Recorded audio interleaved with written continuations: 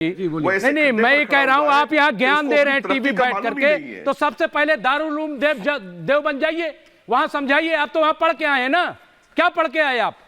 तो मैं तो समझा वही रहा हूं आप ना, रिएक्ट करते। मैं तो सालों से बता रहा हूं, जब आपको पढ़ाया जा रहा था तो वही रिएक्ट करते। रिजवी साहब यूसीसी एक दिन में नहीं आया, यूसीसी एक दिन में नहीं आया, नहीं यूसीसी एक दिन में नहीं आया।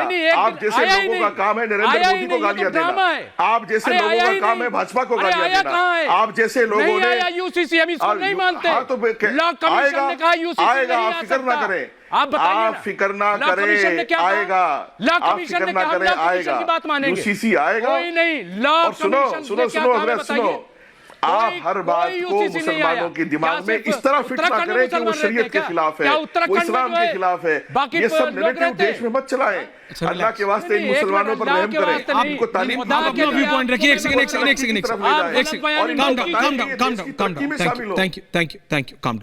Control the emotions, control your emotions. Rizvi साहब इतनी समझती तो डॉक्टर रिजवान एंड रिजवी साहब, आप अपना व्यू पॉइंट रखिए। आपका क्या व्यू पॉइंट है? अपना व्यू पॉइंट देखिए।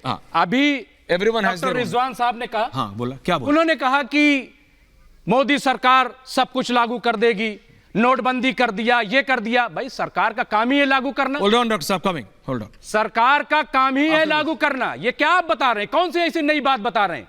लेकिन सवाल यह है कि अगर इतना अच्छा यूसीसी है तो लॉ कमीशन ने इसकी हिमायत क्यों नहीं की? अगर इतना अच्छा यूसीसी है तो पूरे देश में यह लागू क्यों नहीं किया गया? यह सिर्फ उत्तराखंड में क्यों लागू किया गया और क्यों लाया गया? क्यों लाया गया वहां? यह कह रहे हैं कि एक्सपेरिमेंट। कौन सा एक्सपेरिमेंट? तो फिर नोटबंदी भी किसी एक स्टेट में करते, पूरे देश में क्यों नोटबंदी की? एक जगह कर देते। वैलिड पॉइंट है विजय। नहीं, एक वो कह रहे हैं तो नोटबंदी एक में करके देखते, एक एक करके देखते। भाई ये क्यों किया गया? नोटबंदी हो सकती थी, मतलब नोटबंदी हो सकती थी। नहीं बताओ तो नहीं बताओ, दिल्ली में बंद, लॉकडाउन भी एक जगह कर देते। दिल्ली में बंद है, दिल्ली में 2000 का बंद है, यूपी में चल रहा है। मतलब उत्तराखंड के औरतों को तो इंसाफ मिले। नहीं देखिए, नहीं एक मिनट अश्वथ जी, इंसाफ सबको मिलना चाहिए। मामले में इंसाफ सबको एक इस मामले में मोदी गवर्नमेंट पूरी तरीके से फेल्योर है।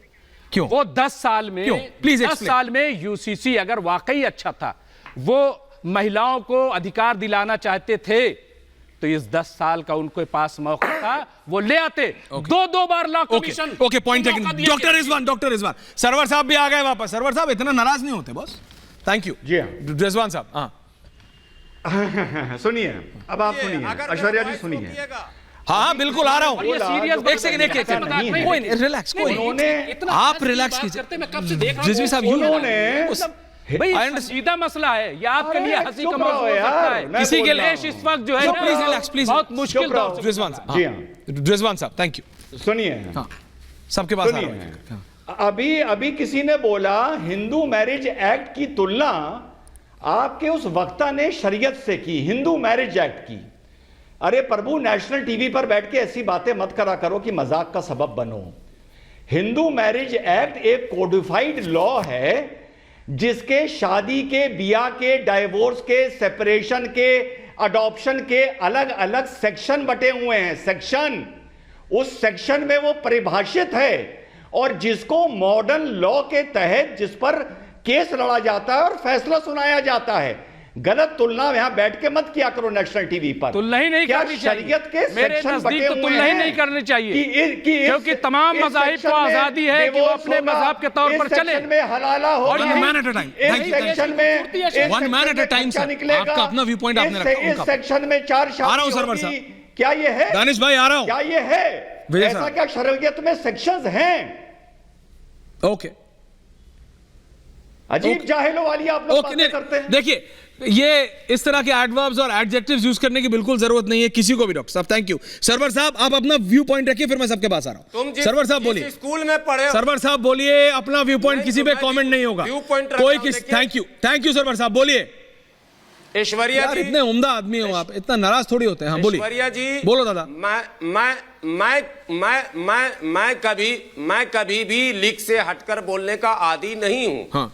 मैं हमेशा सुसज्जित शब्दों का चयन करता हूं। दुर्भाग्य से आप जिस व्यक्ति को हमारे डिबेट में या हमको जिस व्यक्ति के डिबेट में, मैं पहले मना कर चुका हूं, भारत के तमाम जाहिलों का उस्ताद है ये, और आप इसको ले आते हैं। रिलैक्स, फिर आप अभी पर्सनल इसको कर रहे हैं। पता ही नहीं कि कोडिफाई है हिंदू मैरिज एक्ट।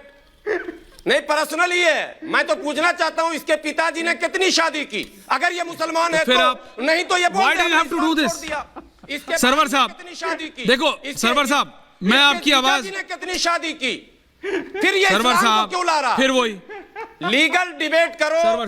सरवर साहब मैंने आपसे कहा आप अपना व्यू मैं वही पॉइंट तो पूछ रहा हूं, सरवर साहब, कितनी अम्मी है सरवर इनकी? साहब अगेन आप मैं अपना भी व्यू पूछ पॉइंट रहा रखिए हूं, ना, सही प्लीज से don't do this Islam Sarwar से साहब। पूछिए थैंक यू कि सरवर साहब, आई एम अम्मी नॉट, कितनी- सरवर साहब आप जा सकते, थैंक यू। पर्सनल पॉइंट आपका नहीं, आपके अलावा 5 व्यक्ति हैं यहाँ पे, पर्सनल व्यू पॉइंट मैं पर्सनल नहीं जाने दूंगा किसी को भी, ना आपको ना उनको।